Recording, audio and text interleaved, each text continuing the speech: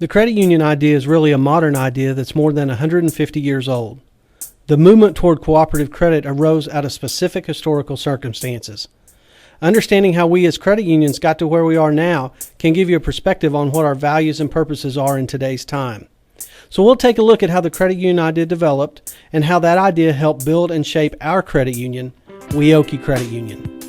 Our story doesn't start with the inception of WEOKIE Credit Union, it starts with the beginning of the credit union movement. Credit unions began in 1844 in Rochdale, England with the coalition of weavers. They established the principles that run credit unions and other cooperatives today. They believed in open membership, democratic control where every member gets one vote.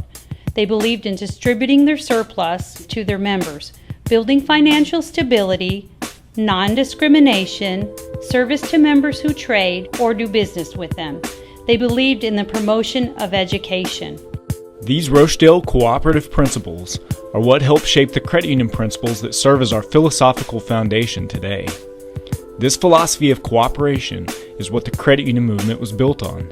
It's a philosophy that's founded in a belief in equality, participation, and mutual self-help. Enter Hermann Schultz Delitzsch from Germany. He believed in the cooperative principles, and in 1850, after a little trial and error, he created the People's Bank, which provided credit on a cooperative basis. In 1864, after an agricultural crisis, Frederick Wilhelm Raiffeisen used his wealth to expand on the cooperative bank idea, which was instrumental in bringing the credit union idea to its full potential. He realized that because of the crisis, people needed access to credit. His belief was that the best solution for this was through the philosophy of cooperation. Frederick Raiffeisen is considered the father of the credit union movement. In 1901, Alphonse Desjardins started the first credit union in North America, in Quebec, Canada. Shortly after that, he immigrated to Manchester, New Hampshire, and organized the first credit union in the United States, St. Mary's Bank Credit Union. The credit union movement soon had the reputation for looking out for people of modest means, or the little man. During this time, a wealthy philanthropist by the name of Edward Filene had spent more than $1 million of his own money to foster the growth of credit unions. He hired Roy Bergengren to head the Massachusetts Credit Union Association. They both soon realized that the credit union movement was growing so rapidly that they would soon need national representation. Claude Orchard, who later became the leader of the Federal Credit Union Supervision, suggested that everyone meet in Estes Park, Colorado, with delegates from each state to establish a national organization that would serve as a trade association for the credit union movement. So in 1934, the Federal Credit Union Act passed, giving rise to the dual chartering system of federal and state charter credit unions. In August of 1934, leaders from across the country met in Estes Park, Colorado, and formed the Credit Union National Association. This serves as the trade association for credit unions nationwide. According to a traditional story, a power company lineman was killed on the job in the early 1930s during the worst of the Great Depression. He had borrowed $250 from his credit union just 2 days before, so no payments had been made. The entire balance had to be covered by his two co-signers. This particular story was hypothetical, however, similar stories had been documented. Still, credit unions recognized the need for insurance protection due to the lessons of the lineman. In 1935, CUNY Mutual was formed to answer that need. In 1937, Congress granted credit unions with federal tax exemption due to their not-for-profit nature. In 1969, the number of U.S. credit unions rose to over 23,000. During the summer of 1969, the workers of Western Electric, an American electrical engineering and manufacturing company in Oklahoma City, came together and asked Western Electric for credit union services. An agreement was made and Dave Giles was appointed to organize a state-chartered credit union.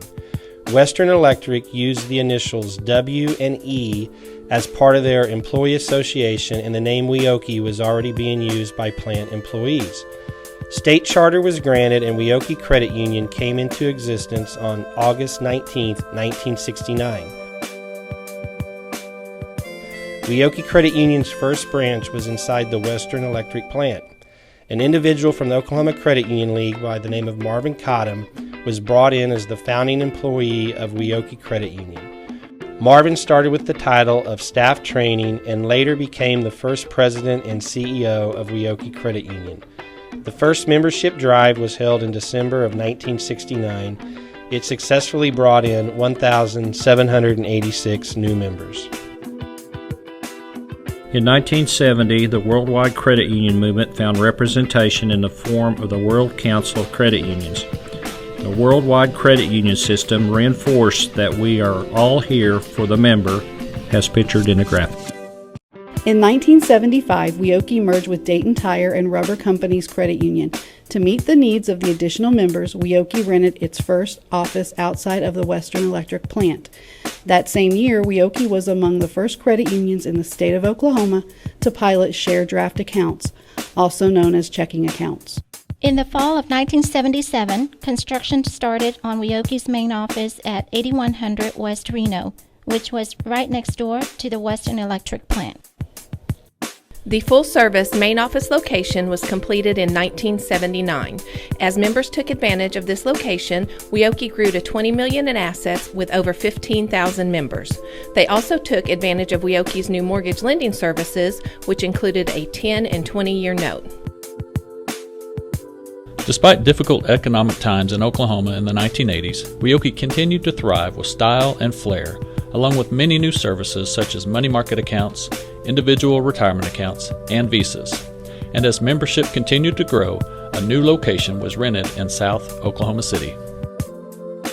In 1984, Eastern Oil Credit Union and Carpenters Credit Union merged into WEOKIE, adding an additional 1,000 members. The WEOKIE main office was expanded to 10 teller windows and 6 drive-through lanes in 1985. WEOKIE also brought in new technology in the form of an automatic teller machine. At the same time, a new full-service location opened on the north side, 1 week after the Western Electric branch closed. In May of 1989, WEOKIE purchased the assets of First State Credit Union, which included what is now known as the WEOKIE Central Office. This purchase increased WEOKIE's assets to $87 million, while the membership grew to 31,214. In 1990, after the No Fences album came out, Garth Brooks provided entertainment at WEOKIE's annual meeting, where he performed his new singles, Much Too Young and If Tomorrow Never Comes. In 1991, WEOKIE broke ground on a new South office located at I-240 and South Pennsylvania Avenue. Construction was completed in February of 1993 on this new full-service South Side location. With this location, WEOKIE was able to serve its membership with a total of 4 locations.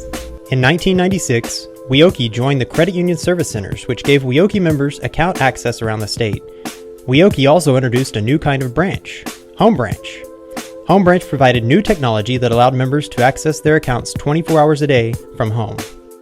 In 1998, the Credit Union Membership Access Act was passed. This act was also known as H.R. 1151. This important piece of legislation preserved the ability of credit unions nationwide to add members. In 1999, WEOKIE reached yet another big milestone as it crossed the $200 million mark in asset size. WEOKIE received a community charter designation on June 5, 2001, which opened up the field of membership to anyone who lived, worked, worshiped, or attended school in a 6-county area which made up the Oklahoma City metro area. WEOKIE also teamed up with several other Oklahoma credit unions to form the ATM Zone. The ATM Zone took WEOKIE's ATM accessibility from 4 to over 100. In 2002, the Business Lending Department was formed. WEOKIE was the first Oklahoma credit union to offer SBA loans. That same year, WEOKIE aired its first television commercial, which appeared on News Channel 9 and a few other stations. In March of 2004, construction was completed on the new full-service location in Yukon. At the same time, the North Branch was relocated to a new North Side location, which allowed WEOKIE to better serve its North Side members. In 2005, WEOKIE opened a 7-lane drive-through branch on Northwest Expressway.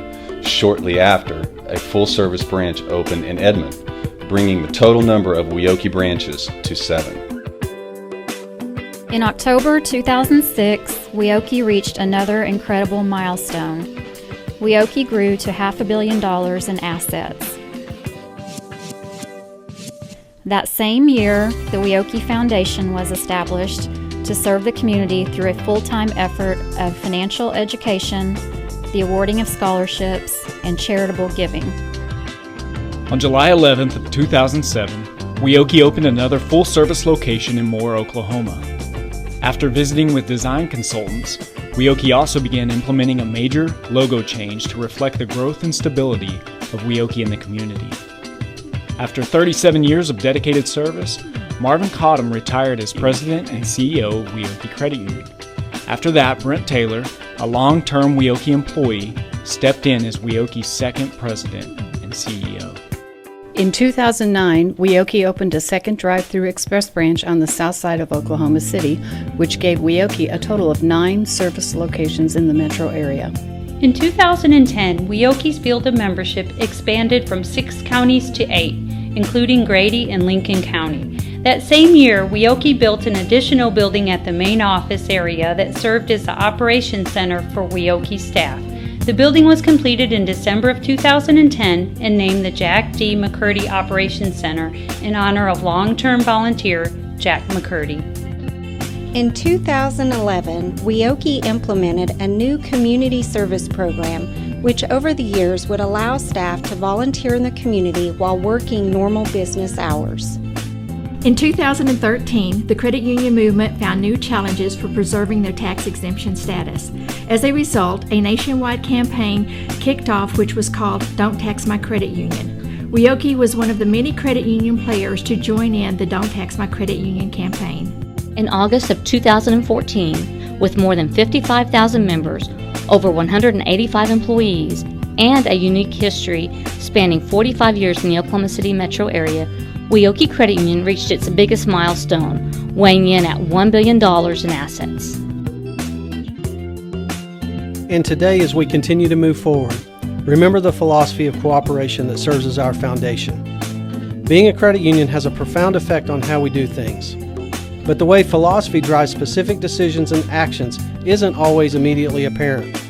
Sometimes you have to look for it, and it's worth the effort. As we look back on our credit union story, remember the cooperative principles that serve as our foundation. And as we look in the future, let these values reinforce our philosophy of making a difference in people's lives.